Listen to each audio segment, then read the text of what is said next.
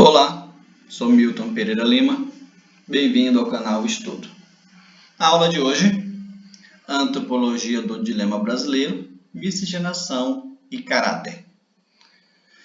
Muito bem, é muito conhecido a expressão o homem cordial, o brasileiro como sendo um homem cordial, uma pessoa tolerante, uma raça tolerante e pacífica.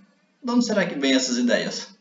Como se formou esse imaginário sobre a população brasileira? É disso que vamos falar nessa aula. Miscigenação e caráter. A miscigenação e caráter do brasileiro, segundo o Sacadura, 2015. As ideias sobre o homem cordial têm base no pensamento do sociólogo Gilberto Freire em duas de suas obras, Casa Grande Senzala, Sobrados e Mucambos.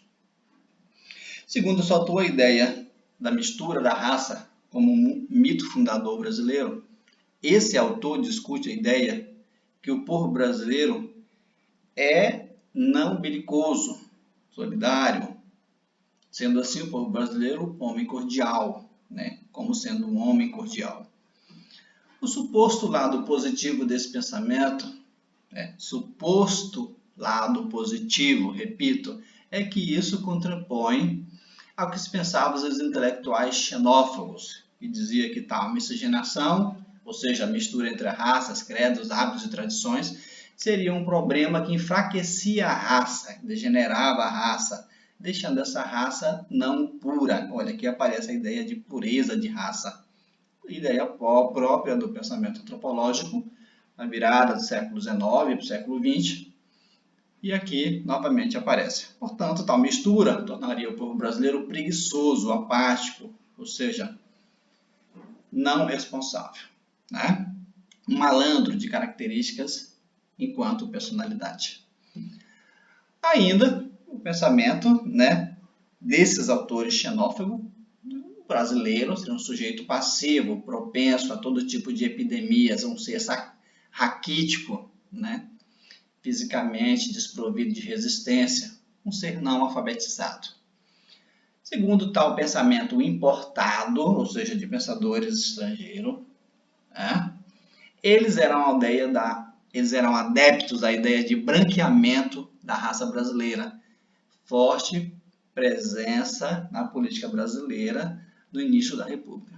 Daí vem a política de imigração, na virada do século XIX para o século XX, a tentativa de substituir a mão de obra negra escrava com o fim da escravidão, 1888, pela mão de obra branca europeia. Então você tem essa política de imigração, um incentivo na Europa para a vinda de europeus para o Brasil, promessa de trabalho e terra. Então afirmavam parte desses pensadores brasileiros, eles diziam o seguinte: amo mais a pátria do que o negro, amo mais a Itália do que o proletariado. Seguindo essas ideias, a partir da história do Brasil, é muito recorrente desde o período colonial, passando pelo Império até a República, que se consolidou no Brasil, a ideia de que o povo brasileiro é um povo pacífico, uma tradição pacífica, um povo festivo, fraterno. Aí você tem o carnaval como exemplo, uma série de festas típicas, Gilberto Freire, então, vai se posicionar. Viu nesse povo brasileiro nordestino não um ignorante ou fraco, indolente, harmonioso, mas sim um ser receptivo, um ser que é um resistente diante das adversidades constantes, tanto da natureza quanto do social. Um ser que, mesmo passando fome, resiste. Então, essa é a posição de Gilberto Freire. Ainda, enquanto alguns pensadores defendiam o puritanismo racial, a ideia de raça pura, o branqueamento da população brasileira,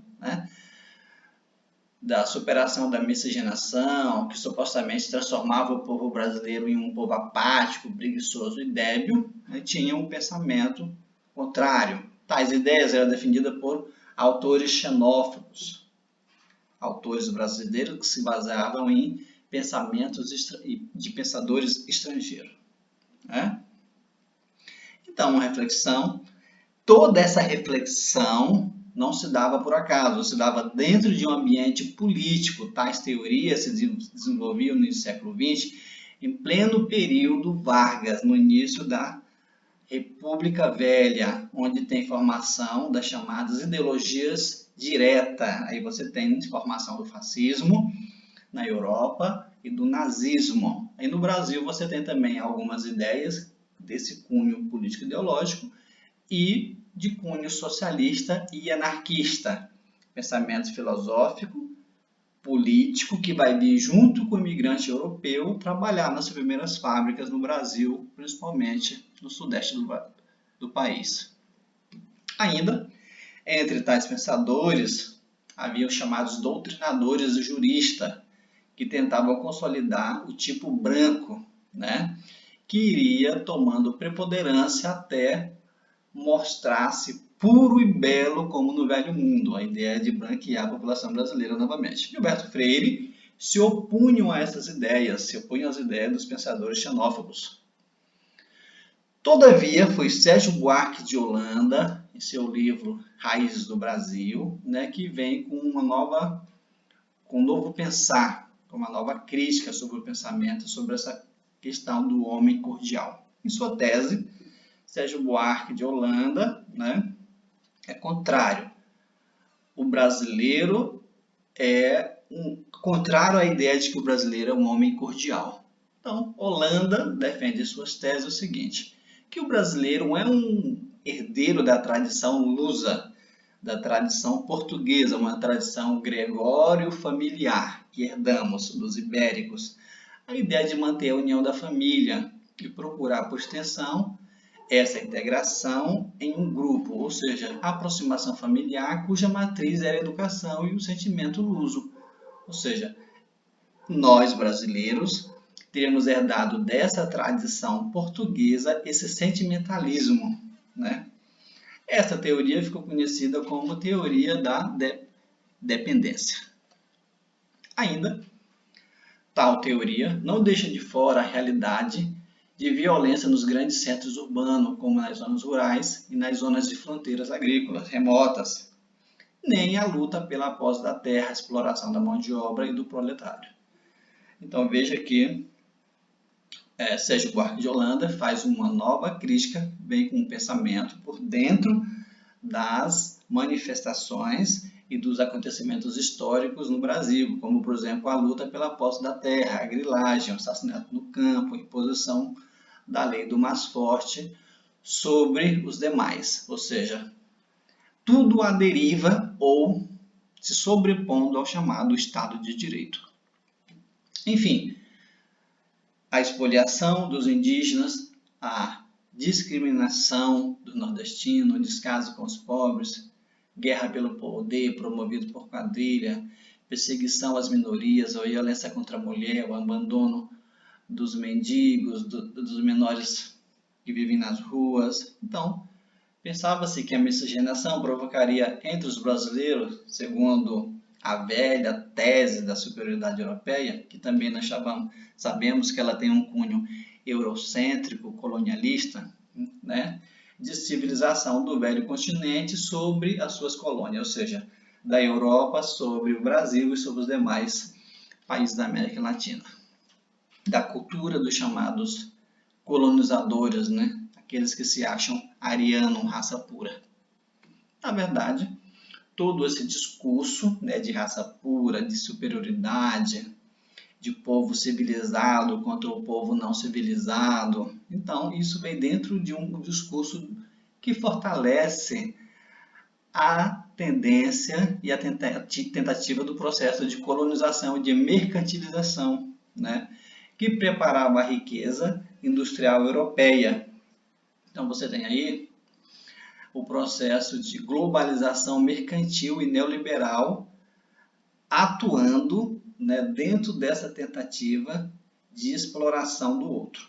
Então, não é um discurso que se faz aleatório, não é um discurso que age sem suas pretensões. É um discurso de grupo que tenta formar um pensamento de fora dentro de um estado, nesse caso o Estado brasileiro. Contudo, a história brasileira está marcada desde o período colonial, passando pelos demais períodos, por vários exemplos de luta e de resistência. Temos aqui, por exemplo, na imagem, a Inconfidência Mineira. Quem não se lembra do alferes Joaquim José da Silva Xavier, o Tiradentes, que esse não é um exemplo banal de indolente, pelo contrário. Outro exemplo, que o brasileiro não é tão pacífico assim, é a própria Guerra do Paraguai, a guerra mais sangrenta da América Latina, na qual o Brasil foi protagonista. O Brasil entrou nessa guerra contra o Paraguai, do lado de Argentina e Uruguai, a chamada Tríplice Aliança, combatendo o ditador Solano Lopes, e o resultado disso foi um massacre, né? Um massacre do povo paraguai. Então, nessa guerra foram convocados, entre outros, General Osório e o General Floriano Peixoto, ambos conhecidos com um apelido de Marechal de Ferro, aqueles que têm mão de ferro devido à sua violência, devido ao seu autoritarismo. Então, mesmo com o Paraguai vencido, Dom Pedro II deu a ordem para que fosse capturado e morto Solano Lopes. O preço disso, gente, foi um desastre, foi um genocídio. O assassinato de quase a totalidade dos homens adultos do Paraguai. Então, nós temos vários exemplos. Um outro exemplo que eu trago aqui na imagem, a Guerra dos Farrapos, que você teve ali no sul do Brasil, guerra entre o sulista e o Império Brasileiro. Seguindo ainda com exemplos de que o povo brasileiro não é um povo indolente, de que o povo brasileiro não é tão pacífico assim, pelo contrário, ele tem um caráter belicoso. Você tem a revolta de Contestado, também ali no sul do Brasil, entre Rio Grande do Sul e Santa Catarina, uma região contestada entre os dois estados, onde havia a construção da famosa ferrovia Madeira-Mamoré. No fim da construção dessa ferrovia, milhares de trabalhadores ficaram desempregados e povoaram aquela região e passaram a viver de forma independente. Então, isso não era bem visto pelo governo brasileiro. Então, vai haver uma série de batalhas em que, no final, o exército brasileiro passa a exterminar esses revoltosos. Mais um exemplo é a famosa Guerra de Canudos, o povoado sertanejo no sertão da Bahia, liderado por Antônio Conselheiro, né? Muito conhecido. Povo também que não era simpático à República, Conselheiro ele era mais simpático à monarquia, Conselheiro também tinha problemas com a igreja local, então ele vai ter uma série de embates com esses poderes estabelecidos, e aí você vai ter a Guerra de Canudos, né, onde o exército brasileiro vai sofrer derrotas impostas pelos sertanejos e no final vai ser totalmente massacrado. Um outro exemplo de que o brasileiro não é tão pacífico assim, você tem aqui o cangaço no Nordeste brasileiro. Quem não se lembra, né, de Lampião, Virgulino, uma espécie de anti-herói que liderava invasões e saques em pequenas fazendas e vilas no sertão brasileiro. Então, temos também a formação de quilombos durante a história do Brasil, mais conhecido, o Quilombo de Palmares, liderado por Zumbi. E muito obrigado.